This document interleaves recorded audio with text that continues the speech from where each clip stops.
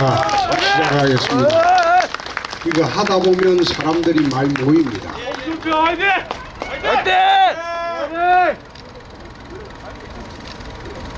자, 오늘 버스킹 행사를 시작하도록 하겠습니다. 질문하십시오. 질문하겠습니다. 마스크 쓰고 하세요. 마스크 쓰세요. 대구에 어떻게 해야죠? 가만히 있어요.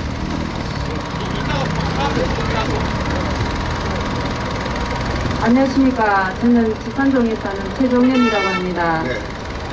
요즘 가장 사회적으로 문제가 되는 N번방 사건에 대해서 검사 출신 후보님으로서 어떻게 생각하시는지 궁금합니다. 아, N번방 사건? 네. 나는 그 처음에 N번방 사건 났을 때 이게 무슨 사건인가 내가 그걸 모르고 있었어요. 그런 게 있었나 그랬는데 이번에 진행되면서 보니까 참 반여성적인 사건이다. 이거는 살인범에 버금가는 천인공노하는 사건이다. 그런데 우리 처벌 규정이 음란물 반포제 정도? 그러면 아주 약해요. 아주 약해요. 근데 그 과정에서 여성을 유인하는 과정에서 아주 그 비열한 수법을 동원을 한 것 같습니다. 그것은 법률을 어떻게 의율을 해야 될지 모르지만은 그것은 성폭력 특별법으로 한번 검토를 해보면 어떠냐. 그렇게 해서 중죄에 처해야 된다고 봅니다. 그냥 단순히 음란물 반포제 정도로 하면 징역 1년 6개월만 하면 끝나요. 끝나는데 그 친구가 한 행위를 이래 쭉 훑어보면 그것은 천인공노할 그런 범죄입니다. 그래서 그런 문제는 아마 담당 검사가 똑똑한 검사 만나면 단순히 음란물 반포제로만 처벌하지 않고 성폭력 규정을 적용을 할 수 있는지 나는 그거는 법률을 검토 안 해봤습니다만은 중죄로 처벌을 해야 옳지 않은가 난 그렇게 봅니다. 됐습니까? 감사합니다.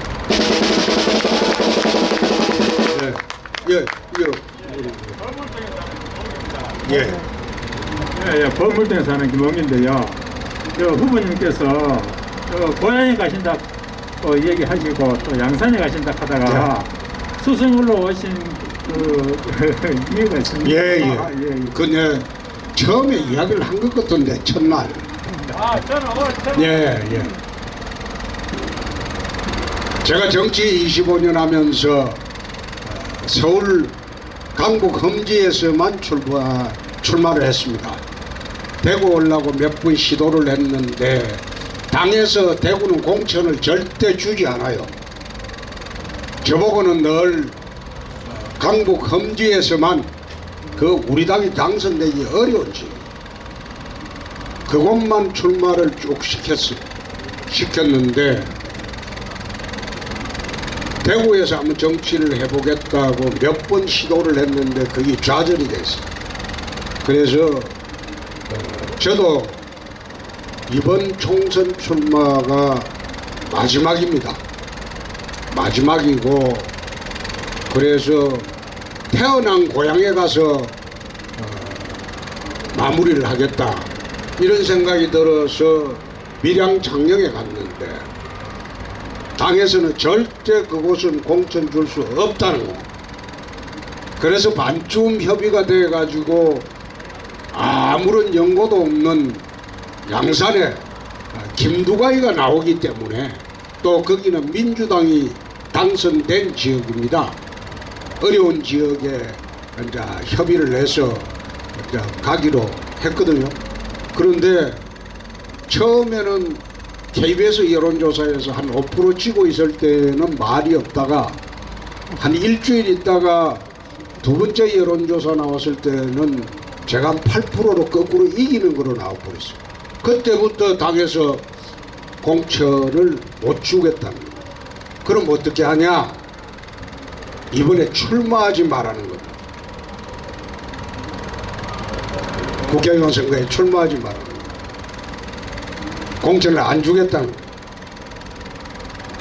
그래서 내가 그 뜻을 알고 있습니다. 왜 출마를 못하게 하는지 알고 있기 때문에 이번에 출마를 못하면 2022년도 대선에 나갈 수가 없습니다. 그래서 3월 6일 날 조영 의원이 갑으로 가는 것을 보고 수성을로 가야 되겠다. 그 자리가 비었으니까. 다른 데는 대부분 우리 당 의원들이 있습니다. 현역이. 그래서 내 수성을로 오게 됐고, 또 여기서는 제가 초중고등학교를 대구에서 나왔습니다. 신천학교도 나오고 신암학교도 다녔고, 그리고 대구 영남 중고등학교 나왔고, 태어난 고향은 창녕이지만은 거기서는 7살 때 고향을 떠났습니다. 그래서 대구로 왔어요. 그래서 자랑 고향이 대구고, 또 대구가 설마 홍준표를 버리겠느냐? 난 그거 믿고 무작정 왔습니다. 또 한 가지 덧붙이면 대구는 박근혜 대통령 탄핵 이후에 크게 상실감에 처해 있습니다. 탄핵 이후에 이제는 정권을 가져올 사람이 보이지가 않습니다. 대구는 중심되는 정치인도 없고, 그래서 자랑 고향에 와서 2022년도 대구로 정권을 한번 가져오는데 수성구에서 한번 출발을 해보겠다. 그 생각으로 대구로 왔습니다. 대구가 코로나 사태로 위축이 되고 굉장히 어려웠습니다. 위축되고. 그래서 우리 아침에 선거하거나 저녁에 선거하거나 낮에도 그러고, 다른 사람들은 로고송을 안 튼다고도 하고, 특히 동구 같은 데는 아예 로고송을 안 튼다고 그렇게 나오는데, 난 그 반대로 생각합니다. 이렇게 위축되고, 무슨 여기가 장송곡 부르는 그런 장소가 아니지 않습니까? 그래서 나는 로고송을 더 크게 틀고, 또 다른 팀에도 없는 젊은 치어리더들이, 자원봉사자들이 우리는 있어요. 그리고 아침 저녁으로 신나게 같이 흔들고 재미있게 선거운동을 합니다.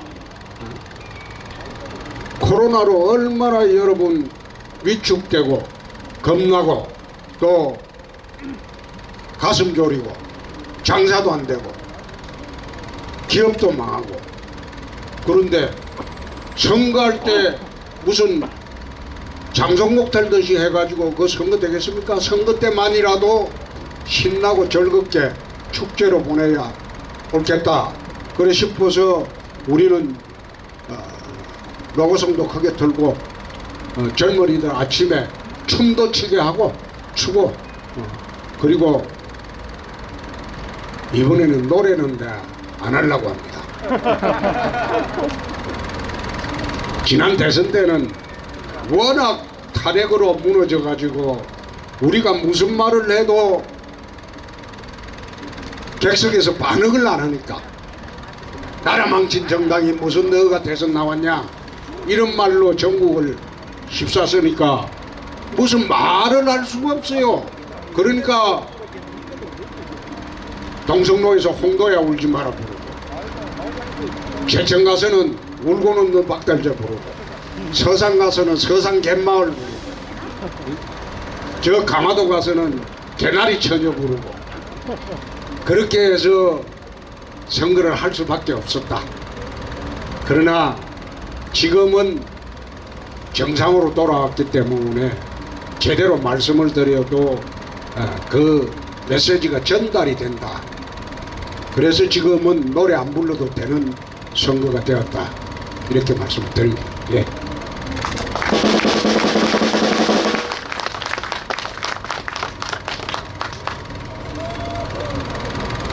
네, 안녕하십니까. 저는 두산동에서 온 33살 이용수라고 합니다. 지산동. 아니, 두산동요. 네? 두산동. 아, 두산동 바로요. 두산 네, 오구래. 네. 예, 예. 네, 지난 대선 때부터 후보님을 굉장히 지지해 왔는데 네.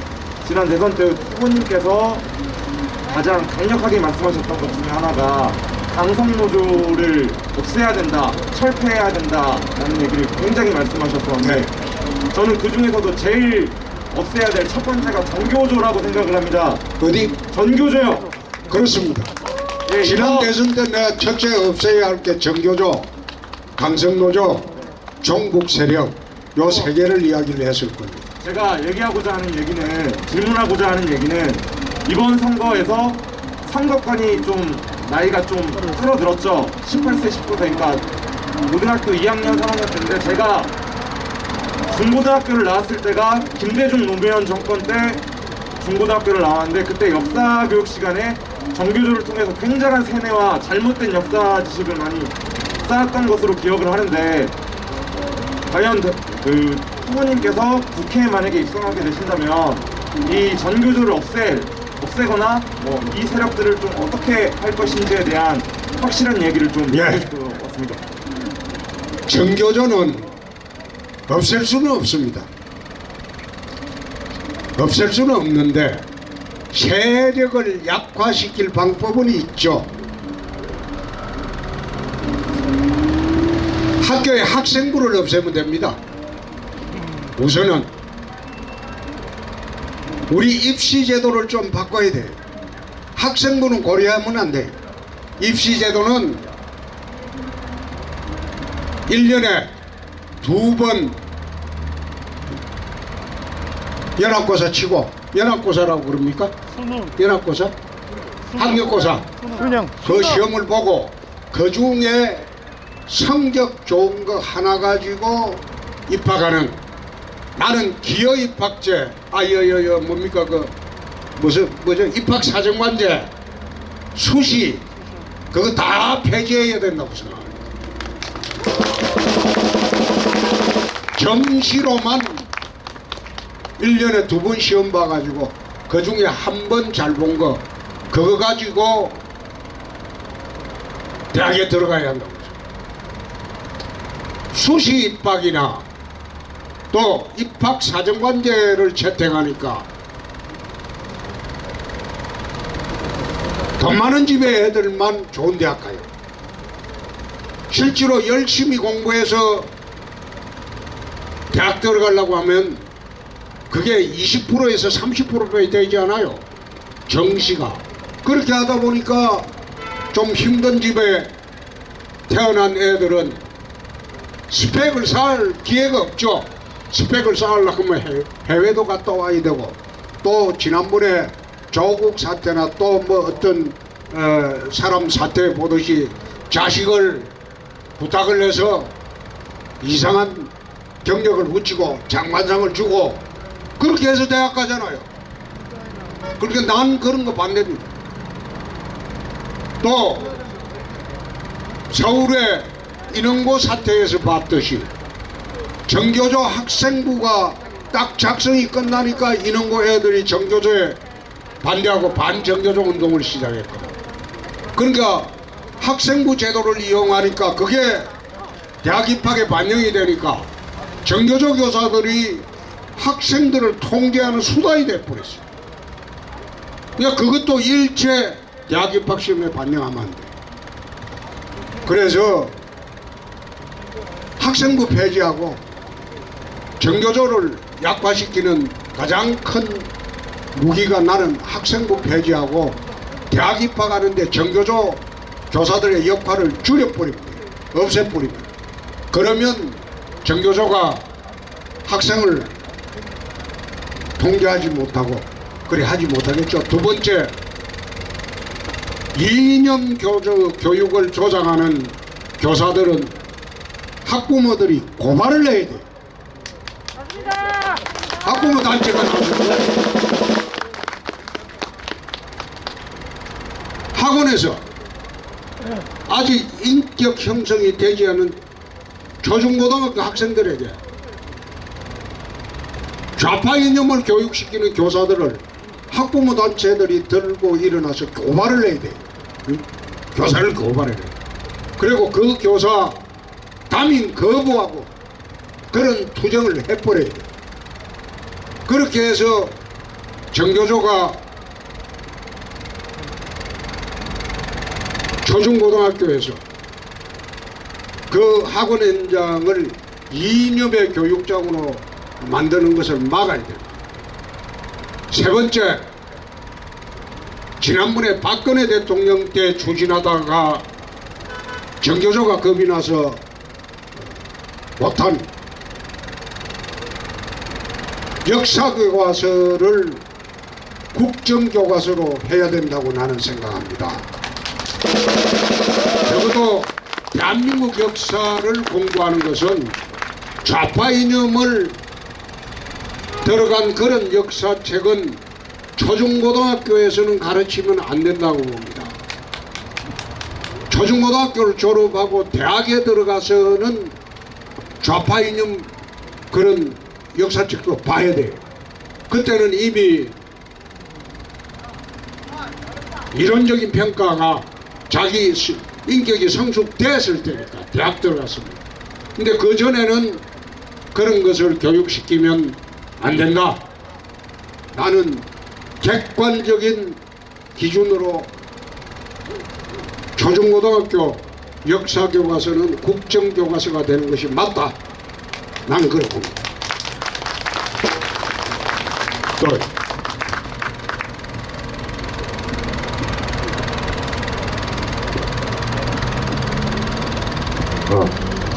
안녕하십니까. 저녁 식사는 하셨습니까, 어머님? 예? 저녁 식사는 하셨습니까? 네, 먹었습니다. 예. 제가 오늘 버스킹 세 번째 참석하는데 오늘 마이크를 얻는 행운을 얻었습니다. 예. 제가 오늘 드리고 싶은 질문은 두 가지였는데 앞서 정교조 관련해서 질문을 한번 했기 때문에 저는 다른 걸 질문을 하나만 하도록 하겠습니다. 질문하기 전에 우리가 5년 동안 선거가 한 3번 정도가 있습니다. 총선이 있고 또 지방선거가 있고 대통령 선거가 있고 이런데 간혹 또 뭐 그 보궐선거 뭐 이러한 것들도 있고 이래서 선거를 좀 자주 치르는 편인데 이 선거를 할 때마다 저는 굉장히 회의적인 생각이 많이 들었습니다.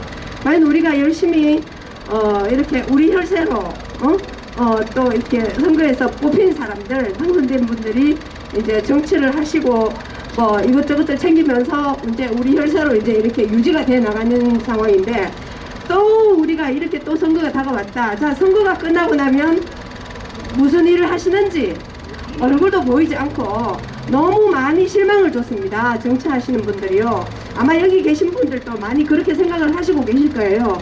그러나 선거는 또 해야 되니까 뭐 어떤 마음으로 했냐면 최악은 피하자, 차악이라도 선택하자 이런 생각에서 선거를 하면서 늘 선거 때마다 엄청난 스트레스가 있었는데 금년 선거는 너무너무 축제 같은 기분으로 지금 맞이하고 있습니다.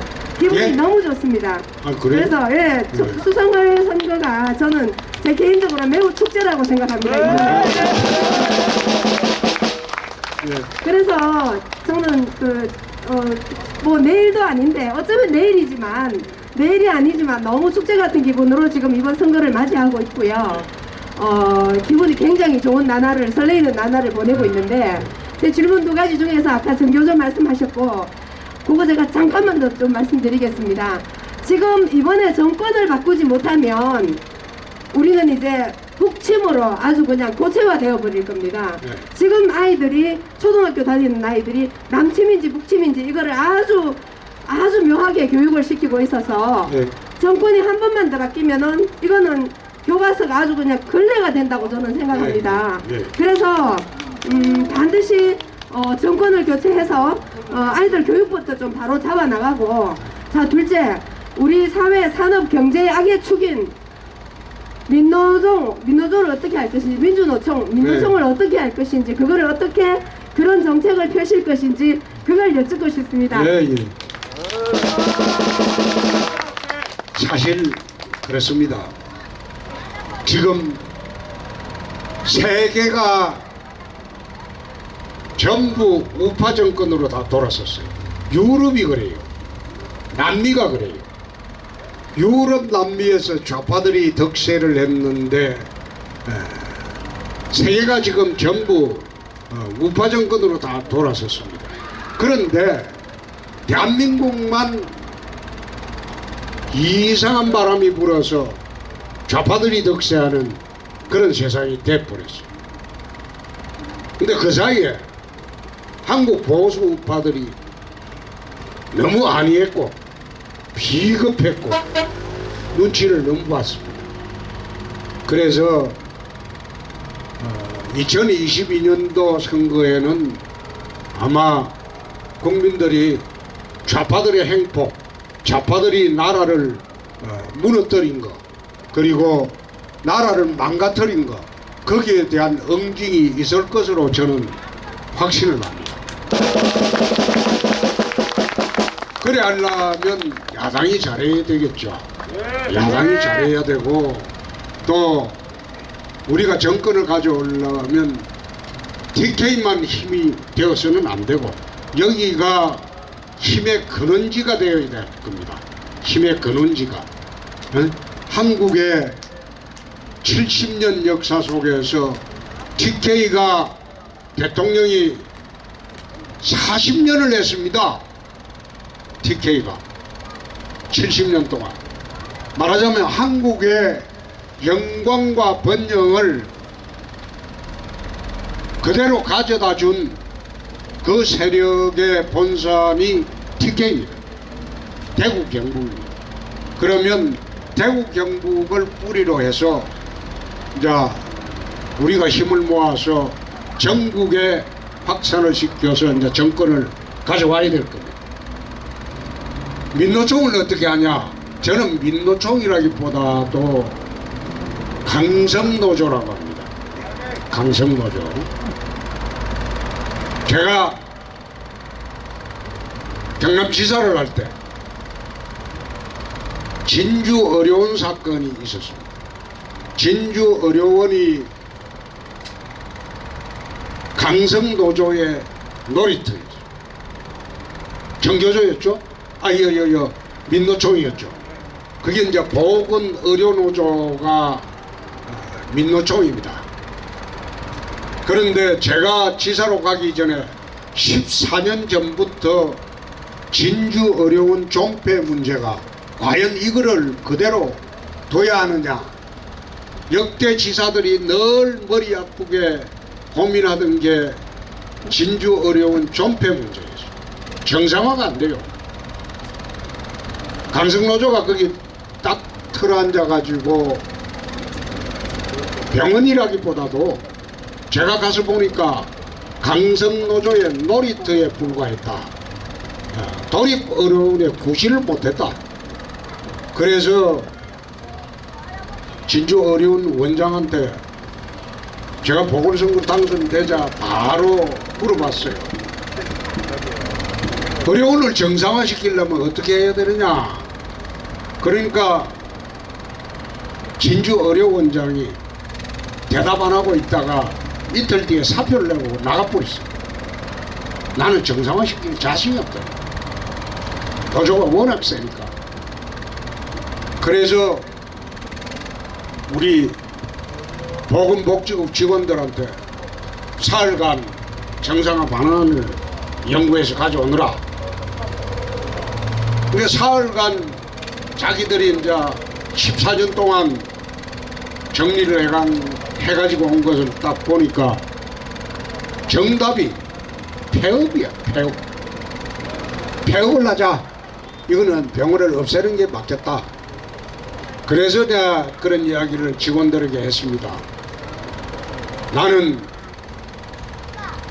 국회의원 4번 하면서 환경노동위원회만 5년 3개월을 있었다. 환경노동위원장도 했다. 그래서 민노총이 얼마나 무서운 조직인지 내가 잘 알고 있는 사람이다. 근데 나는 자신 있다. 너희들은 아랫배에 힘을 줘야 될 것이다. 무서운 집단이다. 그래가 붙었어. 폐업 절차를 취하고 안에 요양하고 있는 이제 거기에는 워낙 그 장례식장이 좋아가지고 돌아가시 직전 분들이 거의 거기에 마지막으로 요양병원에 들어옵니다. 그리고 2-3달 있으면 돌아가시면 장례 치르기가 주차장이 좋고 워낙 넓어가지고 그래서 임종 직전의 분들을 함부로 옮길 수가 없잖아요. 그 잘못 옮겼다가 죽으면 민주노총은 시체를 들고 도청을 쳐들어옵니다. 관으로 해서. 그래서 그분들을 제 기억에 220명인가요? 설득을 해서 앰뷸런스를 내주고 간호사를 긴급 붙여가지고 다른 데 병원을 이송을 하고 다 해가지고 이제 폐업을 했는데 2년간 대법원까지 가고 도청을 에워싸 하고 주말마다 3달 동안 도청을 포기하고 시위를 했어요. 그때 제가 한 말이 이런 말을 한 게 있어요. 개가 짖어도 기차는 간다. 그러니까 민노총 관계자들 중에서 우리가 그럼 개란 말인가? 그래서 개 되기 싫거든. 그만 집에 가거라. 하여튼 나 2년 동안 고생했어. 지금도 좌파들이 홍준표만 나오면 민노총 이야기합니다. 지난번에 TBS 토론회, 그러니까 TBC 토론회 때 이상식 후보가 진주 어려운 이야기를 묻길래 내가 답변을 그랬어요. 경찰청장까지 한 사람이 어떻게 그런 질문을 하냐? 에? 도대체 경찰청장까지 한 사람이 어떻게 그런 질문을 하냐? 내가 야단을 넘친 일이 있어. 그래서 민노총을 잡는 방법은 야 대통령 되면 가르쳐 줄게. 지난번에 대선 때 그 이야기를 했어요. 심상정 후보가 당신은 주적인 노조냐? 그러길래 나는 노조는 아니다.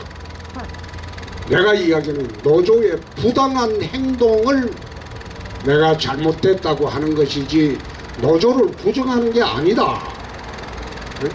노조의 부당한 행동이 잘못됐다는 것이다.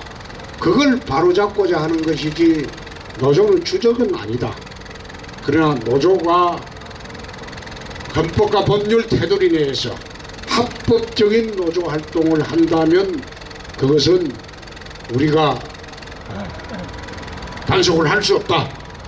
그 법이 넘어설 때에는 단호히 대응을 해야 된다. 내가 그런 이야기를 하는 것입니다.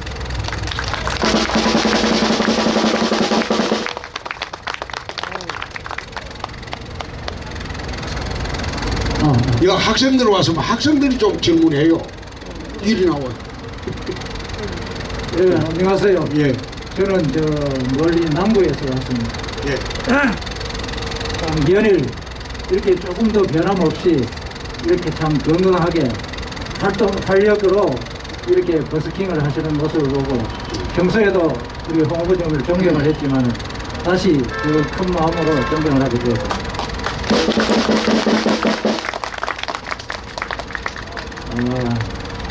그런데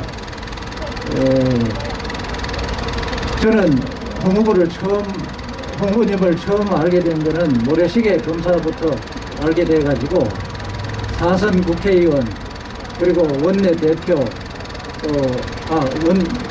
원내대표 그리고 당대표 그리고 경남지사 2번도 하시고 또 대통령 야당 대통령 선생님 질문하십시오. 질문. 예, 예. 아이고 뭐.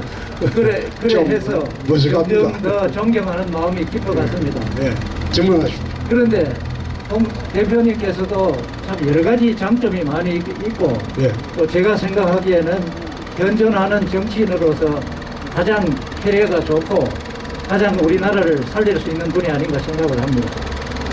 그런 좋은 인점이 있는 반면에 또 한편으로는 또 대표님도 사람이니까 단점이 또 있다고 생각을 합니다. 예. 그 단점 중에는 예. 다들 아시겠지만은 홍준표 하면은 막말을 하는 사람이다. 그렇죠. 이런 프레임이 씌어져 있고 예. 또 하나는 막말을 하는 것은 제가 생각을 해도 결과적으로는 옳은 말이에요. 옳은 말인데 그 말이 거칠어 가지고 막말이다 하는 프레임이 씌워졌는데 네. 그러나 지금까지 해오신 국회의원 정도는 또 그렇게 해서 충분히 할 수 있지 않나 하는데 더 큰 정치를 하기 위해서는 그 막말을 좀 더 겸손한 말로 그렇게 할 수 있는 힘을 길러야 되지 않을까. 알겠습니다. 그런데 잘 한번 보십시오.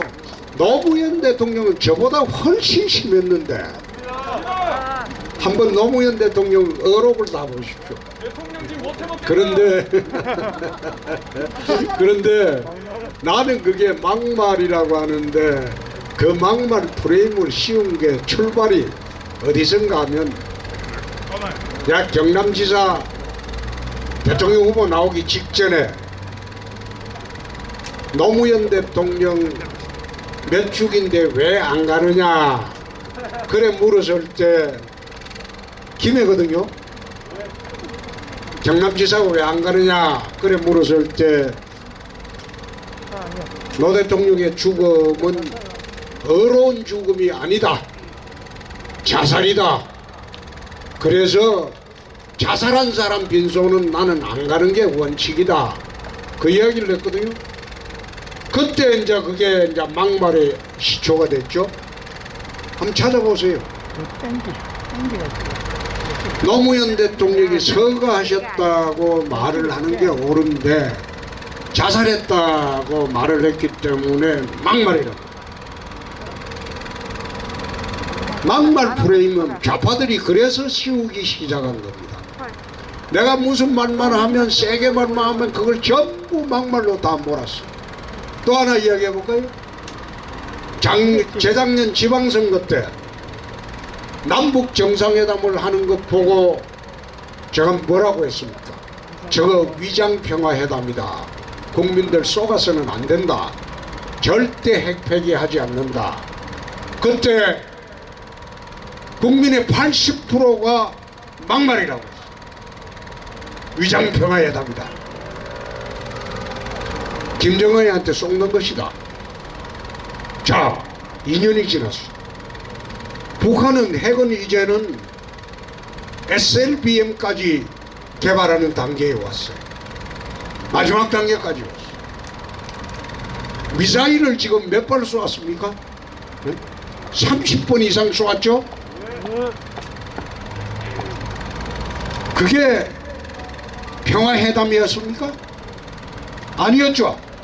위장평화회담이었는데 내 말이 맞죠? 그런데 그때 대구시장도 유세를 못하게 했어. 막말했다. 권영진 시장도 못오게 했다. 내가 일방적으로 막말했다고 덮어 쓰고 그것뿐입니까? 지난 지방선거 때 이 정권 그대로 두면 연말 되면 경제가 폭망할 것이다. 그때는 무슨 이야기 했냐? 국민들이 악담한다고 그랬어요. 잘하고 있는데, 자, 그해 연말부터 경제가 망하기 시작했어요. 자영업자가 망하고 소상공인이 망하고 중소기업이 무너지고 대기업이 위축되기 시작했어요. 나라 경제가 망하기 시작했어요. 내 말이 틀렸습니까? 맞습니다. 그게 악담이었습니까? 나는 그거 쳐다보면서 응? 내가 그런 이야기 했어요. 내 죄는 세상을 미리 본 죄밖에 없다. 어? 앞으로 1년 뒤 일어날 일, 2년 뒤 일어날 일을 미리 예측하고 이야기를 해줬는데 그 당시에 그렇게 나를 핍박을 했어. 우리 당의 멍청한 국회의원 애들까지 나를 핍박했어. 내가 핍박을 당했어. 핍박당하고 지방선거 속아서 찍었죠. 김정은하고 속아서 찍었죠.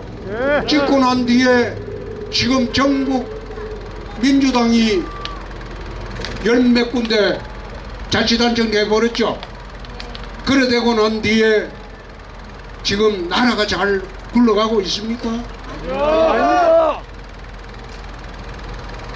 내 죄는 세상을 미리 본 죄밖에 없다.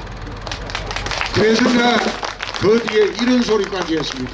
앞으로는 그런 말 하지 않겠다. 망하든지 말든지 미리 이야기하지 않겠다. 대신 망하고 난 뒤에 그때 이야기해 본들 사람들이 뭐라고 했어.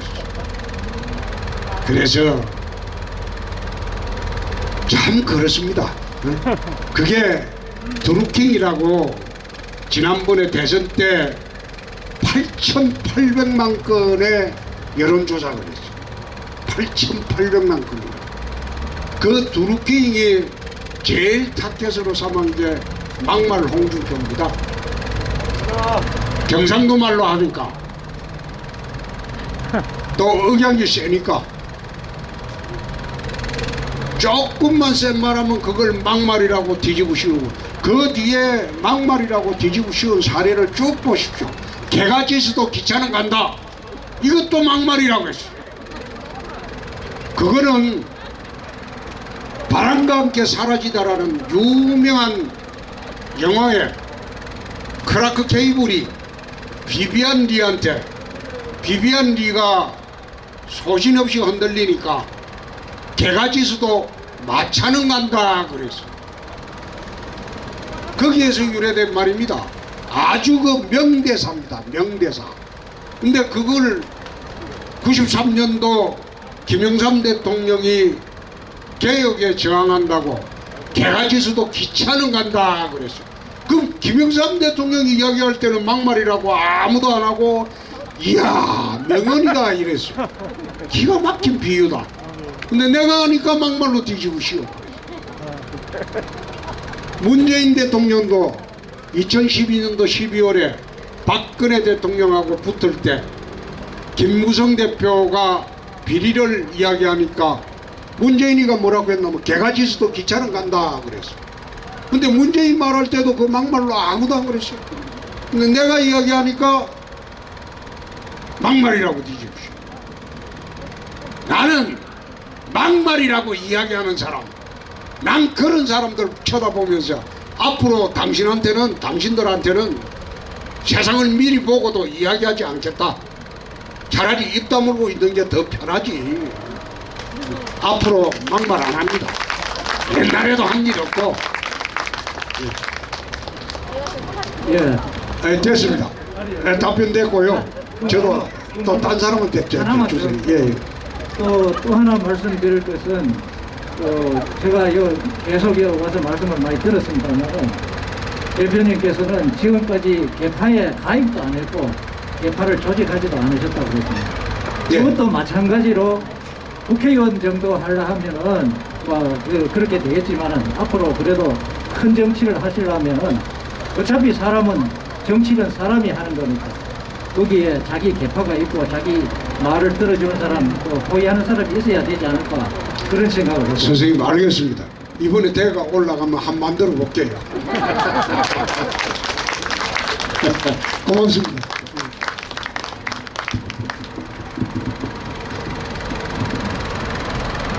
네, 안녕하십니까, 홍 후보님. 저번에 수성구에서 큰절 올린 청년입니다. 이렇게 홍 후보님 버스킹에 참여해서 기분이 너무 좋고요. 예, 저는 홍 후보님이 아까 막말 하셨는데 예. 저는 만말이라고 생각하고 예. 서민들을 위해서 그런 투박한 표현을 쓰는 거라고 생각합니다. 저는. 그렇죠. 예. 근데 제가 이번에 드리고 싶은 말은 이 지역 경제가 아니라 북한에 대해서 좀 질문을 드리고 싶은데 네. 지금 제가 오성고등학교를 졸업했는데 예. 거기서 천안함이 암초 사건이다 이런 말을 했고 저는 그 말을 반박하고 싶어서 해군에 입대를 했습니다. 해군에 입대를 해서 이 천안함이 암초냐 아니면 어뢰냐 이런 그 부사관들의 말과 장교의 말을 들어봤는데 다 어뢰라고 하는데 정교조는 그 사건에 참여하지도 않았으면서도 암초라고 규정을 합니다. 저는 거기에 실망을 했고 천안함 지금 생존자 중에 국가유공자가 절반조차 안 되는 거 아십니까? 그 절반조차도 안 되고 저도 군대에서 소음선 난청을 얻었습니다. 근데 국가에서는 아무런 보상을 안 해주고 있습니다. 이 군대 갔다 와보신 분들은 다 알겠지만 우리의 주적은 북한이다 이 말부터 외치지 않습니까, 남성 여러분들? 근데 지금 정부는 주적도 북한이라고 말 못하고 심지어 정경주 국방부 장관이라는 사람은 그걸 고민하는데 12초가 걸렸습니다. 그게 말이 됩니까? 적어도 국방부 장관이라는 사람은 보수적인 마음과 이 대북관이 확실해야 되는 사람인데 그거조차도 이루어지지 않습니다. 지금 청와대는 이 홍 후보님이 생각하는 확실한 대북관을 알고 싶고 그리고 지금 살아계신 국가유공자들을 어떻게 보상해줘야 되는지 전 좀 알고 싶습니다. 미국에 가면 제가 이제 99년도에 한 7개월 미국에 가 있었던 일이 있었는데 거기 가보면 국기를 이래 집 앞에 걸어놓고 말하면 제대 군인들이죠. 국기를 걸어놓고 나는 그게 무슨 국가유공자인 줄 그래 알았는데 그게 아니고 제대한 군인들입니다. 그런데 미국은 나라를 위해서 헌신하고 나라를 위해서 몸을 바친 사람들은 끝까지 잊지를 않습니다. 죽을 때까지 보상을 합니다. 근데 참 대한민국이라는 나라가 참 안타까운 것은 세월호 사건의 피해자들은 수억 대 보상을 하고 또 우리 유공자들 거기나 또는 제대군인들 중에서 상위군경들 그분들에 대한 보상 절차를 보면 참 뭔가 잘못됐다 그런 생각을 늘 갖습니다. 늘 갖는데 나라가 좀 정상적인 나라가 되려면 국가를 위해서 희생한 사람 국가를 위해서 몸 다친 사람들에 대한 그것은 죽을 때까지 돌아가실 때까지 충분히 보상을 하는 그런 나라가 되는 게 저는 맞다고 생각합니다. 그리고 국방부 장관의 대북관을 이야기하는데 비판을 했는데 지금 국방부 장관이 문제가 아니라 대통령이 더 문제죠. 대통령이 그러니까 국방부 장관이 그렇게 할 수밖에 없겠죠. 예.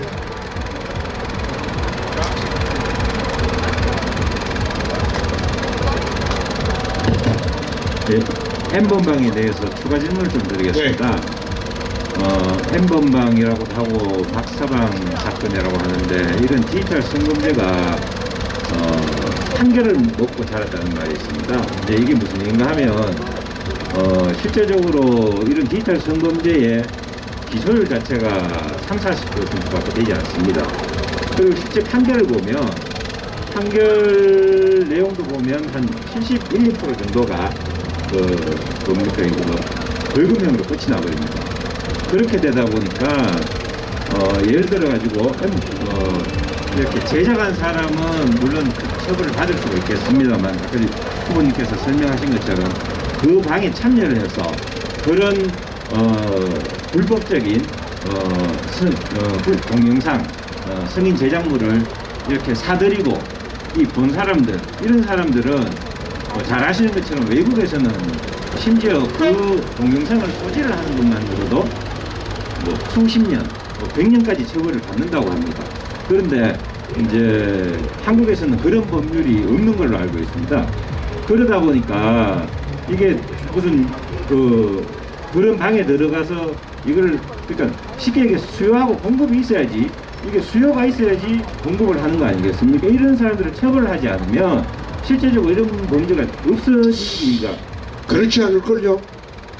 그 들어가서 예. 돈 내고 들어가죠. 예예. 들어가서 음란물 거래를 하면 음란물 수수죄가 되죠. 그게 법에 어떻게 돼 있냐 그러면 예. 다운을 받지 않고 예. 보기만 하는 경우에는 괜찮다고 그렇습니다. 그러니까 크게 처벌을 하지 않습니다. 이거를 돈을 주고 다운을 받아가지고 소지를 하고 있으면 이제 좀 과한 형벌이 가는데 이거를 보기만 한 사람한테는 형벌을 과하게 주지를 않는 걸로 그렇게 보도가 되고 있습니다. 아, 이런 그 말도 일리가 있습니다. 예, 예. 그 부분에 대해서 실제적으로 이게 대한민국의 과잉법도 참 많습니다. 무슨 윤창호법이다, 민식이법이다. 그런데 이 디지털 성범죄에 대해서는 조금 더 강력한 어떤 입법이 필요하다고 생각하는데 후보님의 생각을 좀 여쭙겠습니다. 그게 이제 방금 말씀하신 문제로 사람들한테는 전부 관음증이라고 하죠. 관음증, 음란물을 보는 그런 병적인 그게 다 있다고 합니다. 다소 관음증의 문제죠. 그래서 관음증까지는 타인한테는 피해를 안 끼치기 때문에 처벌은 하기가 어렵겠죠.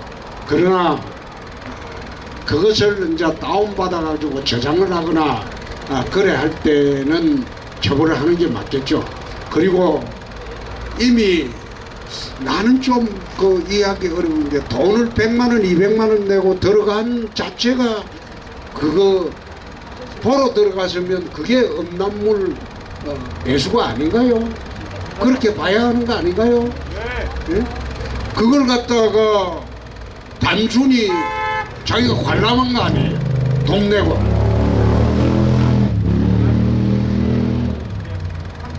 네. 예를 들어가지고 벌금형이 70% 나댄다는 거죠. 실제적으로 구속되거나 그런 경우가 크게 20%면 적다고 합니다. 그래서 다시 한번 말씀드리면 네. 판결로 먹고 자랐다는 말이 있습니다. 알겠습니다. 예, 예.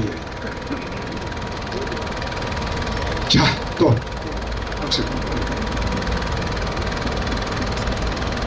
안녕하십니까. 수성 3가에 사는 30대 후반의 청년인데, 저희가 원래 보수인데 제가 2번을 찍을까 8번을 찍을까 굉장히 좀 고민을 좀 많이 했는데, 제가 어제도 와서 보고 오늘도 이렇게 운동삼아 와서 보는데 제 마음이 좀 8번 쪽으로 조금 움직이고 있습니다. 이번이나 8번이나 똑같습니다. 사실은. 예. 주교 형님이 아시다시피 대구에 이 10명 중에 제 또래들 대구 남는 사람은 3명, 4명밖에 안 되고요. 나머지는 다 경기도로 가고 뭐 서울로 가고 다 떠납니다. 그 이유가 대구에 일자리가 부족합니다. 없죠. 특히나 기업들도 많이 없고요. 그렇습니다. 그래서 나중에 국회의원이 되고 하시면 좀 대구의 일자리, 근데 제가 또 질문하면서 좀 생각해 보니까 국회의원 돼갖고 뭐 대구의 일자리 뭐 만들 수 있겠습니까? 대통령도 못하는데. 그래서 제가 주비 형님한테 좀 부탁드리는 거는 수성구 사뿐하게 지려밟고 국회의원 되셔가지고 나중에 대선에 가셔서 꼭 대통령 돼서 이 대구에 그 기업 좀 유치해 주셔서 우리 젊은 사람들 좀 밥 좀 먹고 살게 좀 해주십시오. 예. 그게 제가 공부문에 근데 제가 공부문에 그걸 좀 썼는데 한번 보시죠. 대구를 어떻게 만들면 50년 동안 먹고 살기 생긴다.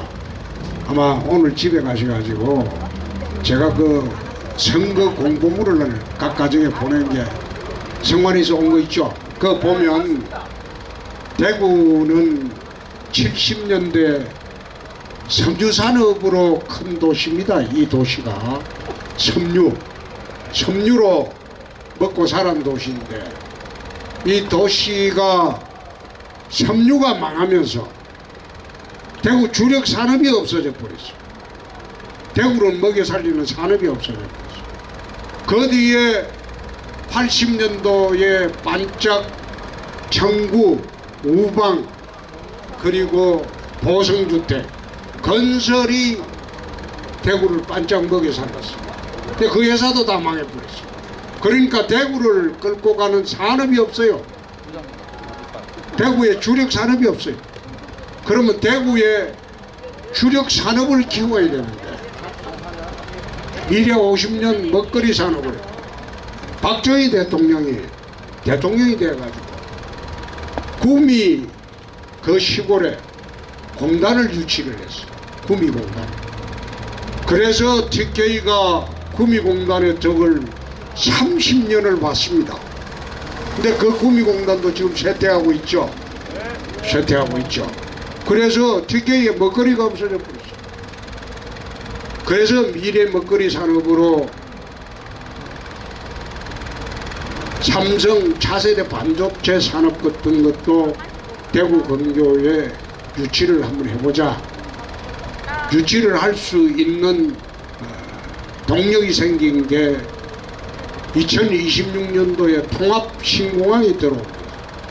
그게 들어오게 되면 유럽, 미주까지 갈 수 있는 화물기가 뜰 수가 있습니다. 첨단 산업은 전부 항공화물로 수출합니다. 그러니까 국제공항이 있으면 첨단 산업을 유치를 할 수 있어요. 그래서 대구도 이 차제에 통합신공항이 생기는 걸 계기로 첨단 산업을 유치를 하자. 두 번째가 자동차 산업의 마지막 단계가 플라잉카, 나르는 자동차. 땅으로 가다가 공중에 날라서 가는. 지금 미국에서는 지금 상용화되고 있어요. 그게 마지막 단계인데 현대나 기아도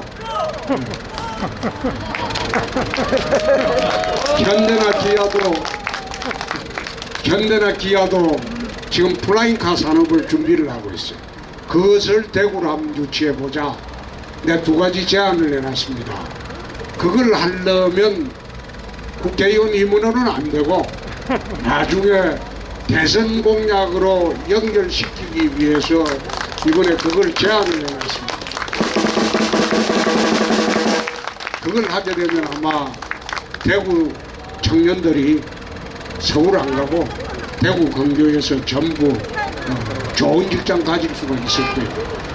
종로 5분전입니다.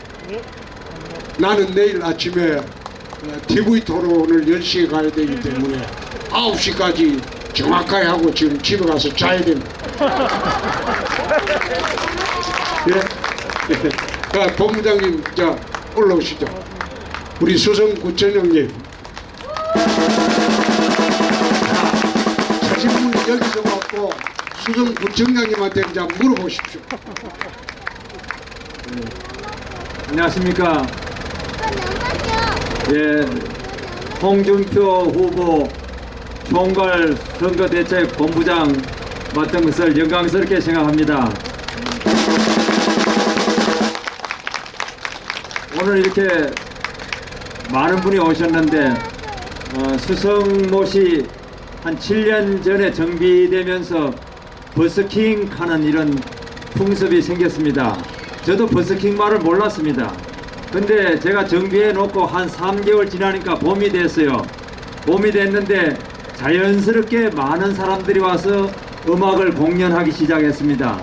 그래서 이것이 하나의 문화가 됐는데 오늘 제가 이렇게 느낀 것은 정치 버스킹도 이렇게 만들 수 있구나. 수성못은 참 대단한 곳이다. 그런 버스킹을 최초로 만든 홍준표 후보도 대단히 멋있다 이렇게 생각합니다.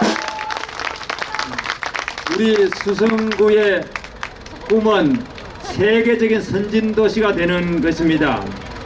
우리 대구의 희망은 심체된 경제를 다시 성장하는 도시로 만드는 것입니다.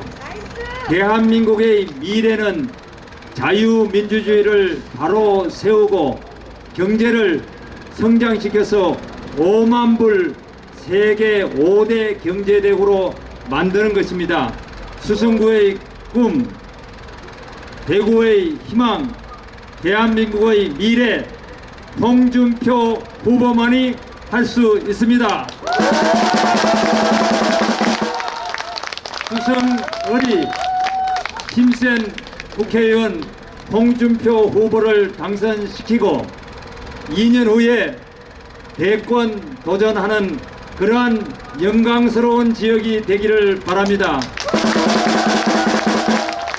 여기 계신 모든 분들이 앞으로 8일 동안 기호 8번 홍준표 후보를 응원하셔서 반드시 압도적으로 당선시켜서 2022년 문재인 정권을 이어서 타도하고 자유 보수 우파가 다시 정권을 쟁취하는 홍준표 후보를 선출해 주시기를 부탁드리겠습니다.